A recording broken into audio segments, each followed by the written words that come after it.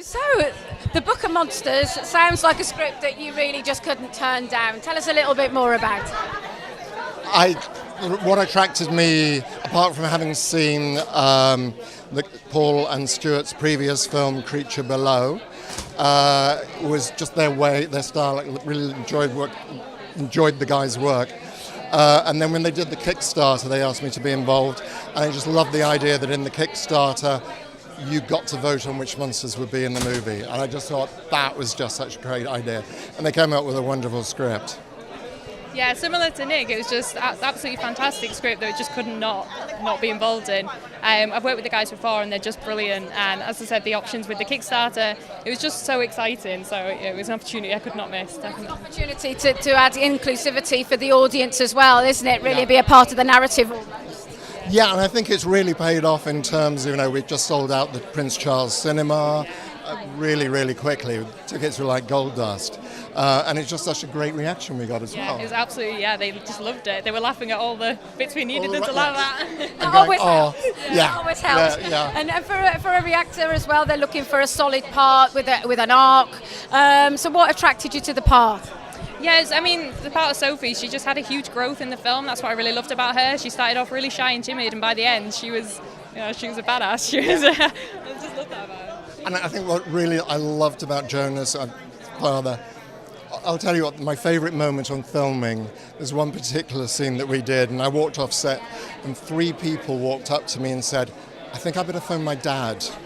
I just thought, oh, we got it right. This is our film. We got it right. We got it absolutely right. So, it's like, and the script, it's just such a great, fun script. When we, got to say, lots of lovely practical effects, but great one-liners in there as well. Important for you as actors as well, having the practical effects, because you have something to react against, don't you? Yeah, it was definitely helped a lot. I've never worked with practical effects like that before, so it was really exciting to see them right in front of you. It was great. It's old school, isn't it? It is. It took me right back. Took me all the way back. Yeah, absolutely. Your father and daughter in the film. So how did you work on the relationship in pre-production and your backstory, or did you? I don't think we really had the chance. No, we didn't, because it was so quick. The turnaround was really fast from the Kickstarter to production. It was really quick. We did a couple of rehearsals, it was really quick. And then it was it. And because we'd known each other from the Kickstarter video, kind of worked out kind of what it was about and so on. But literally in terms of the script, because people were able to choose the monsters, Paul the writer had this really complex thing. So if that monster got chosen, then that would happen. If that monster got chosen, that would happen.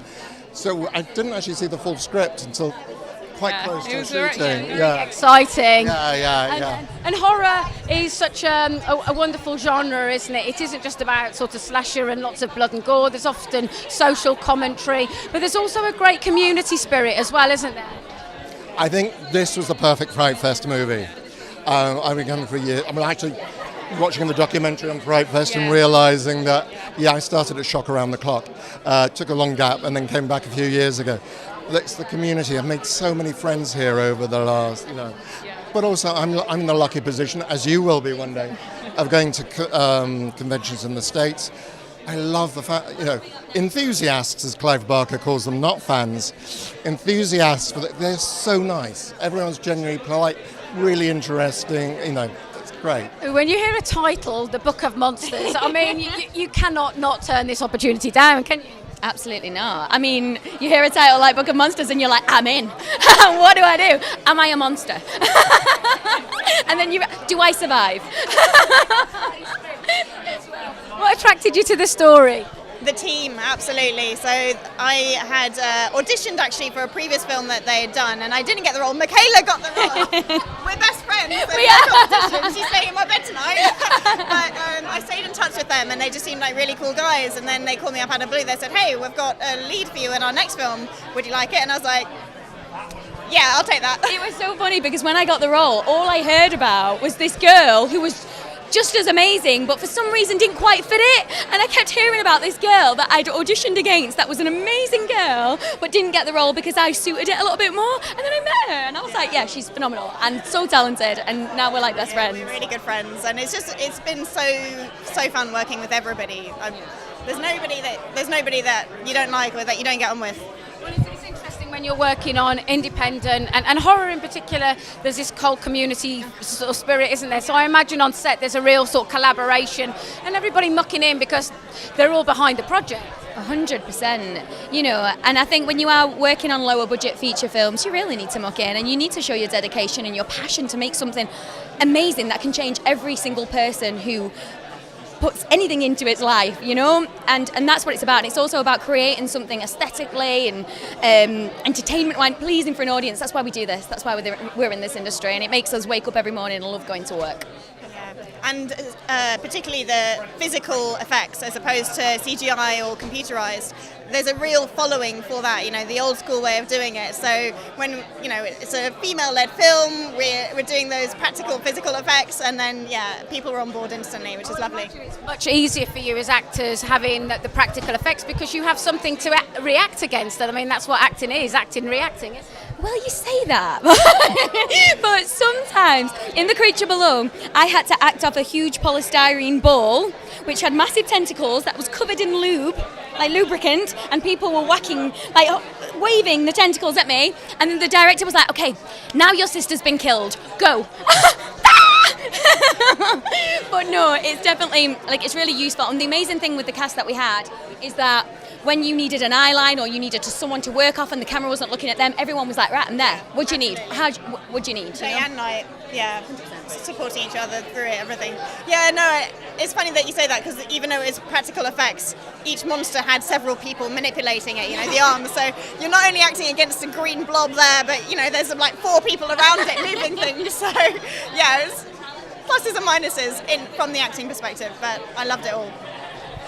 And working with the director, what was that like? Was that a real collaborative effort as well? Stewart is amazing. He really allows for your individual input, and he really accepts that.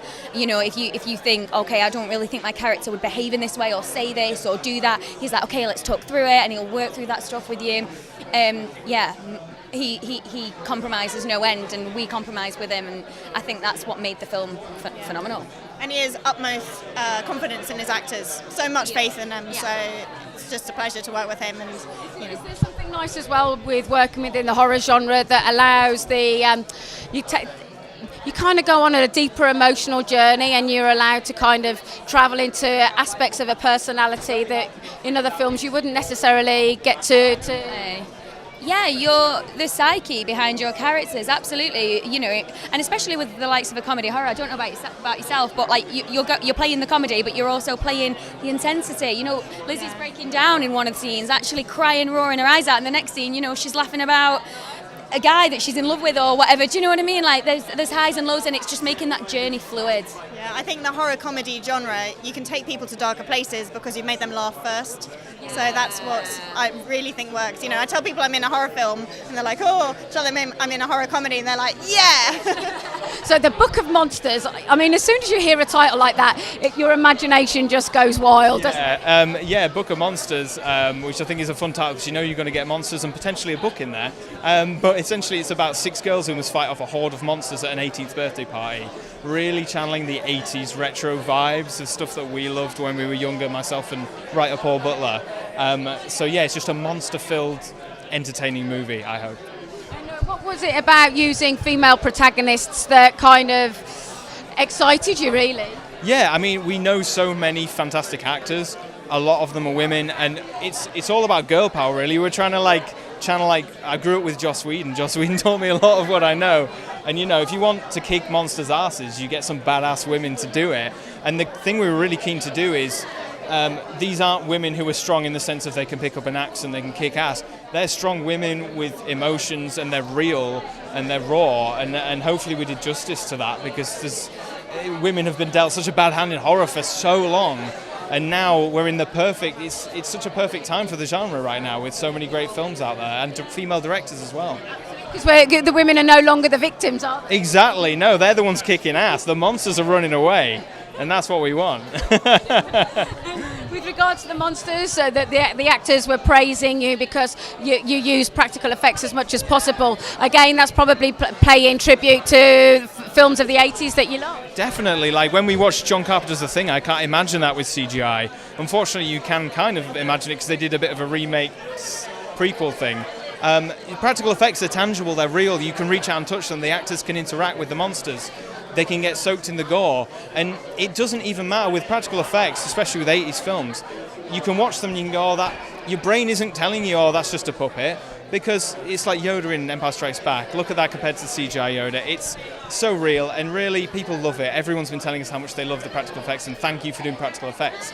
And it's like, more people just need to do it. It's there, it's our heritage. It absolutely is. And you did a very clever sort of Kickstarter campaign as well to help fund the movie. Tell us a little bit more about that. Yeah, we did a Kickstarter, and what we really wanted to do with that is we wanted to involve the backers so they could vote on 6 main things: monsters, gory deaths, the weapon of last resort, things like that. And basically, it was amazing. We were the 3rd most backed horror film on the platform, 15th in the world.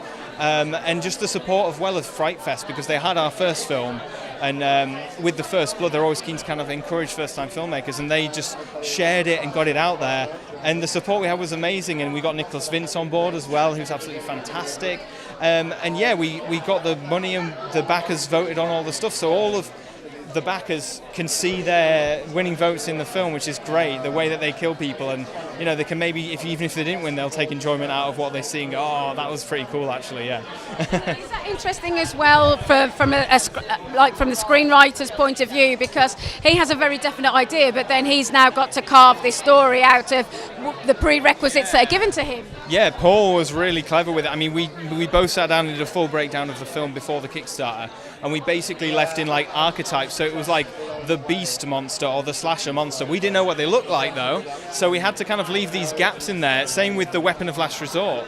It's like it could have been a cheese grater or it could have been a vibrator, something ridiculous. So we kind of left in a gap where we knew that would go in, but as soon as we got the votes in, it changed things completely. So we adapted the script and it was so much better for it because people were basically giving us really cool ideas and we put them in the film.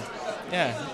And you're here now at Fright Fest. It must be really exciting to think you've reached the final hurdle. Yeah, it's absolutely brilliant. Like coming back here, because we did Creature Below here in 2015, our first film.